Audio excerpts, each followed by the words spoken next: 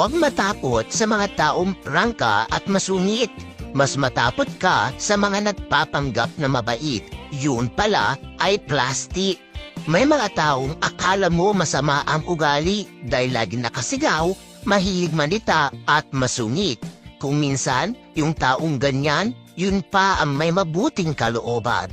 Kesa sa mga taong animo ang hair kung kumilos, pero ang totoo, sila pala ang may masamang ugali. Maganda maging kaibigan ang mga taong prangka at masungit kaysa sa mga taong patalikod kung tumira at kung umasta, pabida. Lahat tayo may bad attitude, pero hindi ibig sabihin nun masama ka ng tao.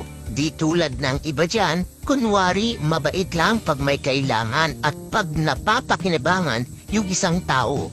Tandaan mo, hindi tayo masungit o mayabang, sadyang di lang nating ugali